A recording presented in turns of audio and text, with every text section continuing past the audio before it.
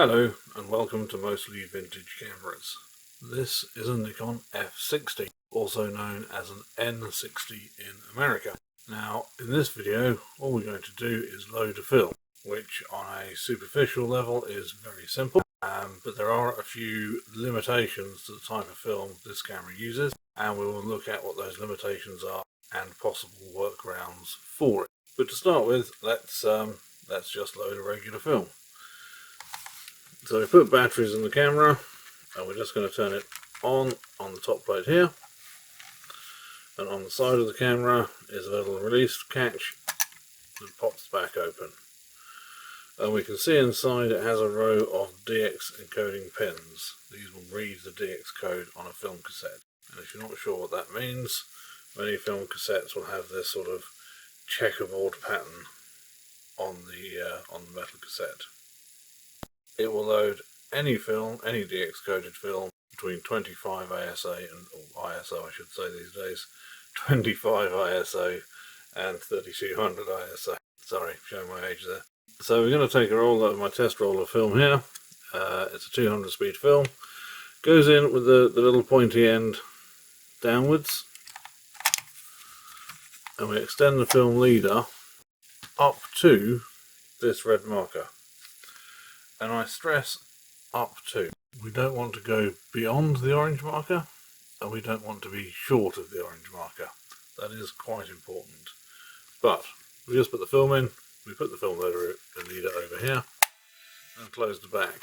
If it goes wrong in the display, we'll see an E for error. So let's take another go at that. We just need to pop the back open.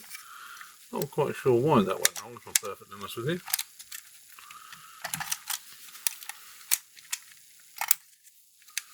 This film cassette has been loaded and unloaded in any number of cameras previously. There we go. So if you get it right, you'll be rewarded with a film symbol in the display and the number 1 in the frame counter. Now this is a 200 ISO film, and I can see what film I've got loaded by looking in this inspection window. But if I just want to confirm for my own peace of mind that the camera set the correct speed, I can press these two buttons together briefly and it will show me the film speed. So that one and that one shows me it's 200 ISO, which it is. And that is how you load a film in an F60, or more precisely, that is how you load a DX coded film in a Nikon F60. The camera will not load a non-DX coded film, so let me take this film out and we'll see how that works. So I've removed my trusty test film, and I've got another roll of film here which I've just covered over that checkerboard pattern with a bit of sticky tape.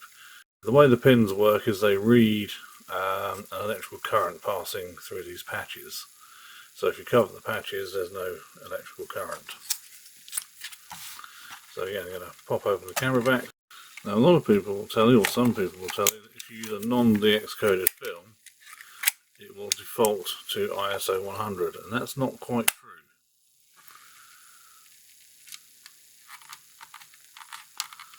If you use a non-DX coded film, it just won't load it. It simply refuses even to attempt it.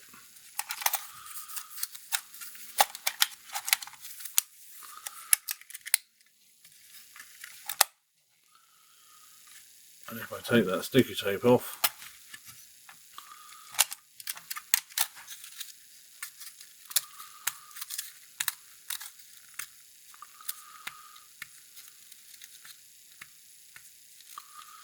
so I can take that sticky tape off.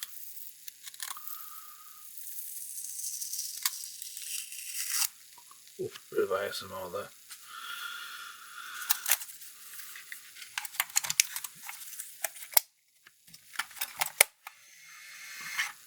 It loads the film just fine. So most people, most of the time, will be buying regular film.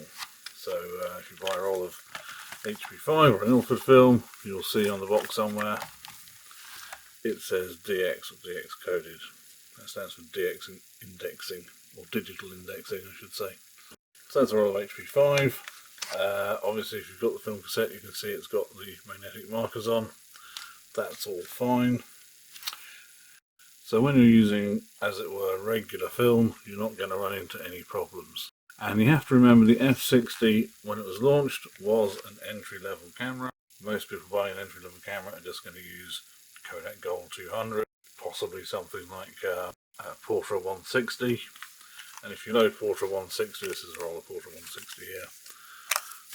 It does recognise the intermediate film speeds.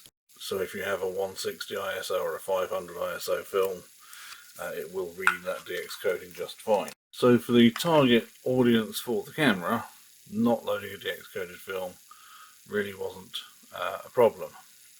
In this day and age, however, there are lots of niche manufacturers, Washi Film being one example. This is Washi Film D. It's a 500 ISO Russian aerospace film.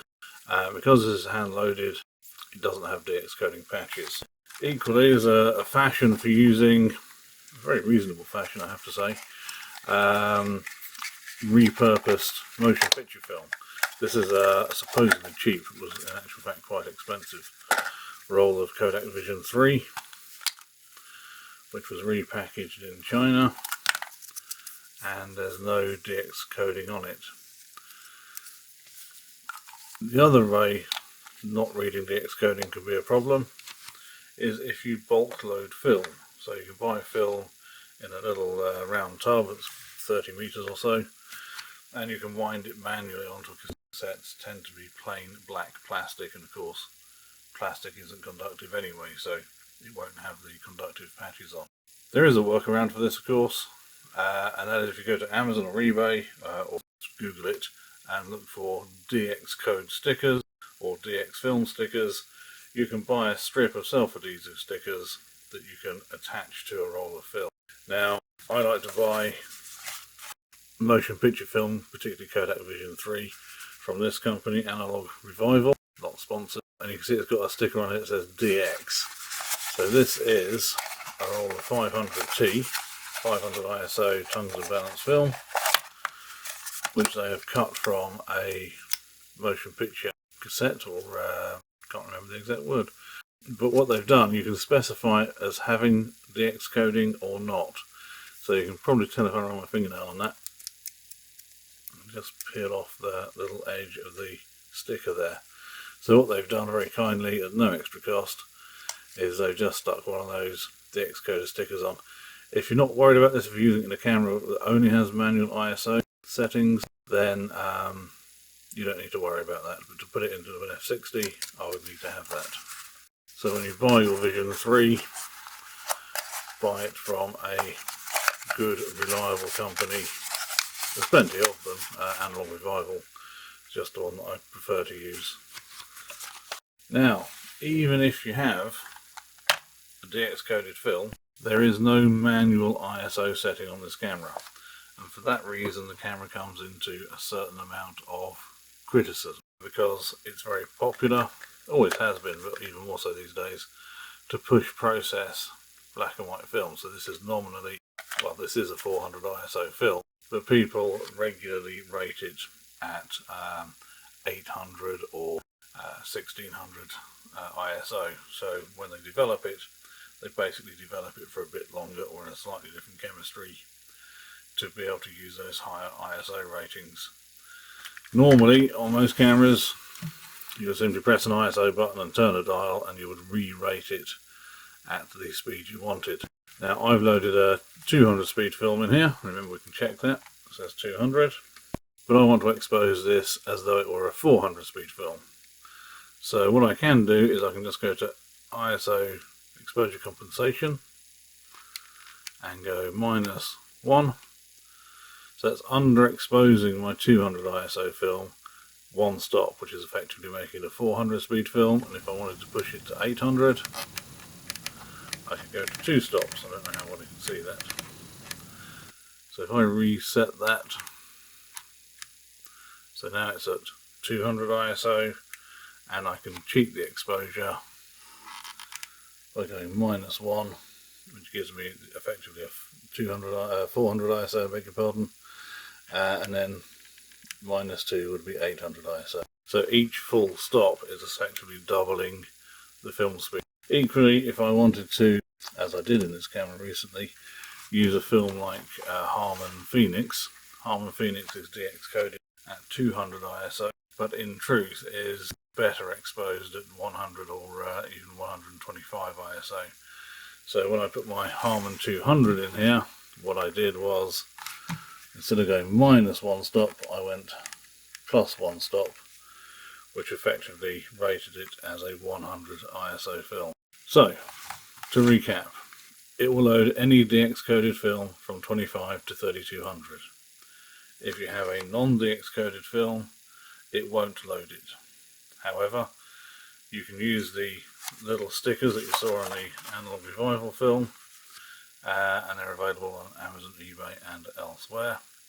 And if you want to push or pull your film, under or overexpose it essentially, you can effectively re-rate the ISO by using the exposure comp. Quite a lot about film loading in a relatively simple camera. Sorry the video is so long. I wanted to make this as a separate video to the main camera overview, just because there was a lot to cover. I hope that's been of help to somebody or of interest. Thank you for watching. I do appreciate it.